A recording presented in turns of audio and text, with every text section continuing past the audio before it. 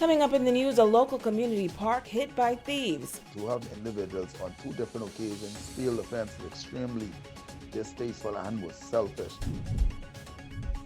Also, residents applauding the roadwork in Hudson Estates. And the ABACO Chamber of Commerce weighing in on the vaccine rollout. The Bahamas Tonight, the Northern Edition, starts now. This is the Bahamas Tonight, Northern Edition. Good evening, Bahamas. I'm Shashina Roe-Farkas, and as always, it is so great to have you with us. Topping the news this evening, the coroner's inquest continuing into the presumed deaths of 34 people reported missing after monster Hurricane Dorian. At last report, 4 persons were reported missing after the storm have been identified with the help of DNA. The 4 from the island of Abaco, their remains were interred in a mass burial last May. Tonight, Megan Shepherd talks with the president of the ABACO Christian Council about the inquest and ABACO's search for closure. President of the ABACO Christian Council, Pastor Egbert Tinker, says that this inquest is extremely meaningful to the people of ABACO. He says that most people appreciate that the government has started the inquest that will bring closure to some families. And I could assure you that this will bring final closure to a lot of those family members who are uncertain as to where and how their loved ones and what had happened to them. And so I think this is a good thing for our island, and we do appreciate it. Now, the rehashing of the details of the deadly storm could reopen old mental and emotional wounds for some. But Pastor Tinker says that sometimes old scabs have to be reopened in order to heal properly. It will have that effect for some, but finally, when it closes now, it'll be the final chapter on that, and we would not have to open it no more. But sometimes you have to hurt it in order to heal it. The Christian Council leader says that he was able to speak with some families about the process thus far. Those that I had the chance to speak to, they have already submitted their DNA samples and hoping for matches and all like that. And they feel good about the closure and that it's finally coming to that part where you could, rest that, yes, this is my loved one here in this grave, or maybe they didn't find my loved one, they didn't have a match or whatever, but we know that they lost their lives in the storm. And so they feel good about it, and I think, it's the right way to go. It's the right way to go. And in just 5 short months, September 1st will mark 2 years since the passing of Hurricane Dorian. While some believe an inquest should have taken place months ago, Pastor Tinker says now is still an appropriate time. A lot of people don't have what we call skin in the game. They don't know. But I personally knew people who lost their lives. And so for me, I appreciate the timing. For others, it should have been done right away. But we know things don't always work the way we want them to work. But we're just grateful and appreciative that it is happening. That's the final, it is happening. It's not delayed anymore, and nobody talking about it. Is actually in process, and we agree and we thank God for that. He leaves residents with this message of hope. Our hope is still in God. We trust God for everything. We believe Him for everything, and we trust Him. Whatever way it happens or whichever way it goes, we still gonna trust in this God.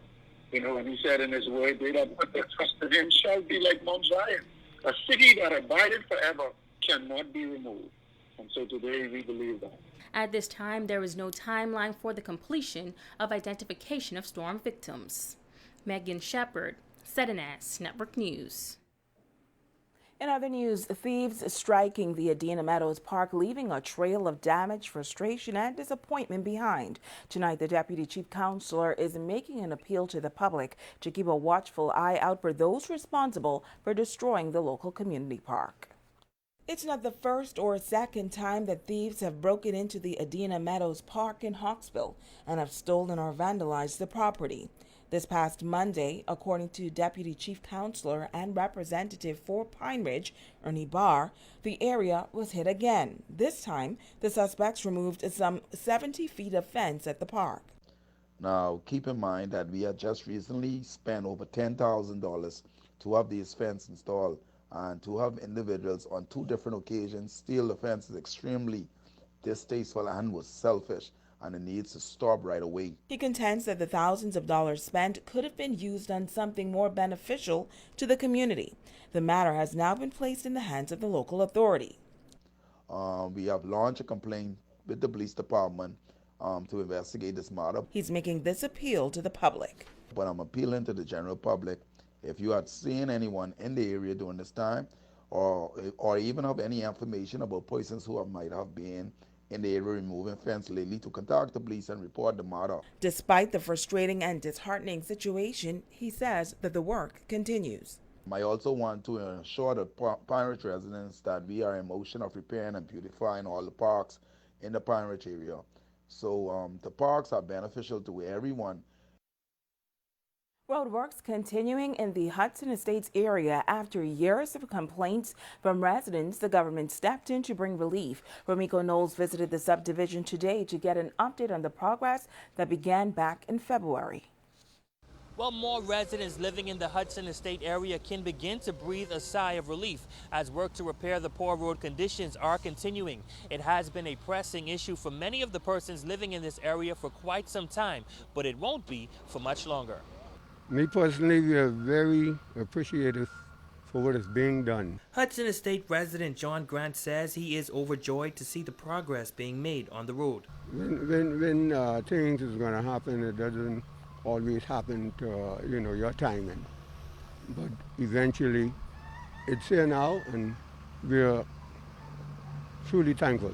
Ron Marshall, a resident living in the area for the past 28 years, says it is a relief. He notes that they have had many meetings in the past, but it seemed as though their cries were falling on deaf ears. Nonetheless, he says he is pleased.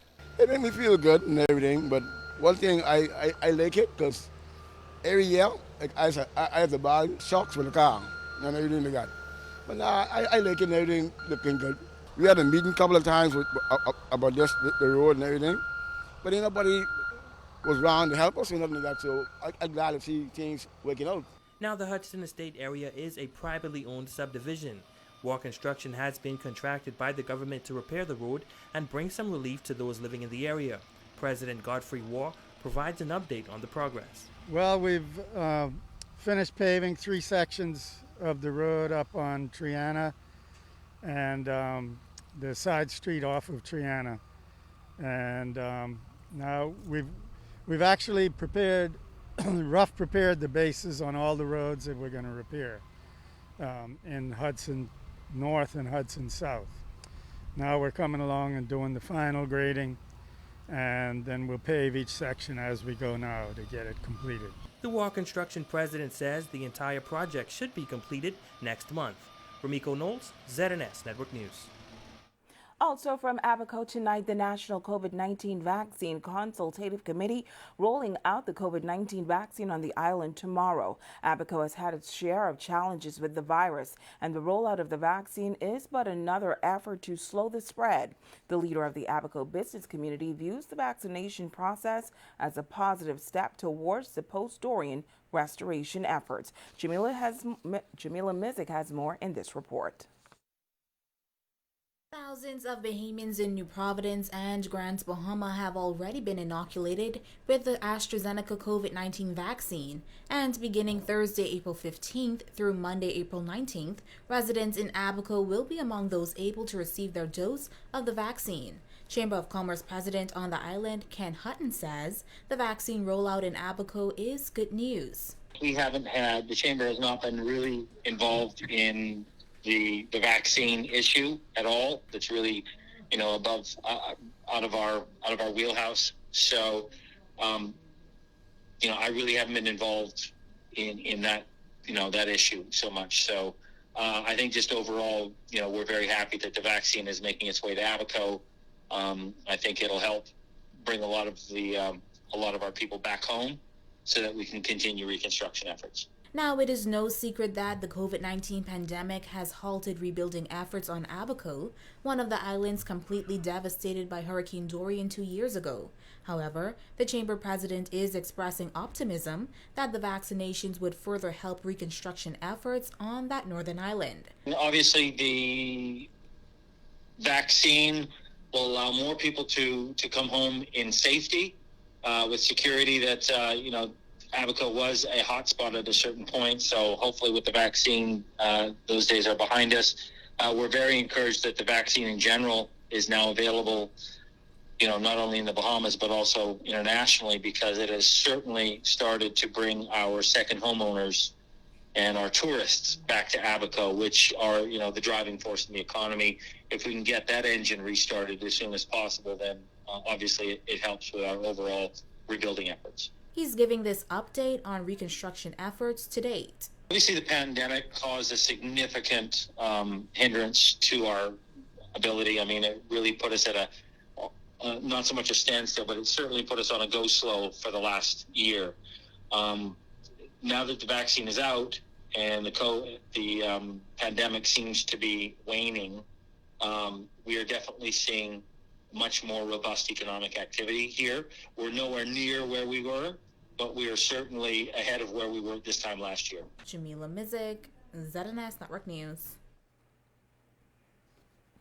Meantime, the Public Hospitals Authority and the Grand Bahama Health Service is rolling out the second round of the COVID-19 vaccine on Grand Bahama this week. Governor-elect for the Bahamas District of Pilot International, Karen Ferguson, says that the process is going much more smoothly this time around.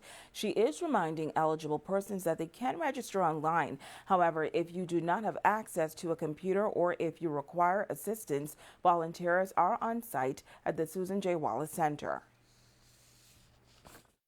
5 minutes, we take the information from you, and then you're processed, and when they're ready, they take you inside, and then you're vaccinated.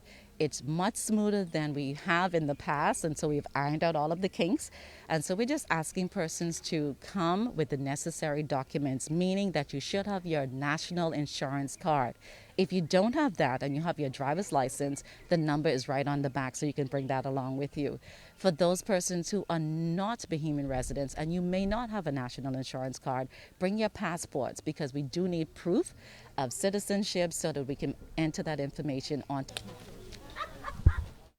Now, in order to keep the process moving swiftly and effectively, Ferguson Bain says that more volunteers are encouraged to sign up and assist.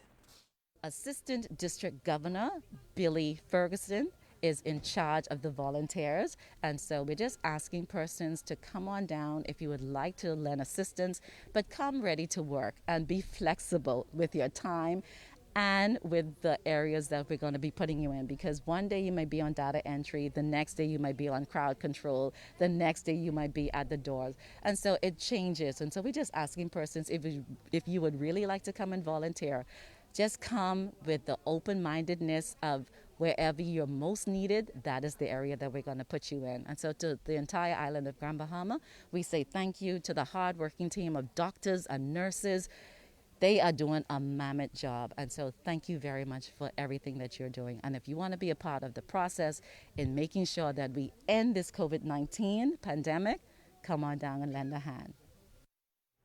And now to the latest COVID-19 stats. 58 new COVID-19 cases reported yesterday. Grand Bahama reporting 9, New Providence 46, 2 in ABACO and 1 in Eleuthera. Hospitalizations on Grand Bahama has declined, with 5 moderately ill and 37 hospitalized cases in New Providence, 2 of whom are in ICU. Active cases stand at 339. The total recovered cases, 8,965. Meantime, health officials encouraging everyone to observe important health protocols and the COVID-19 vaccine as a means to limit the spread of the virus. Stay with us. We'll be back in just a moment.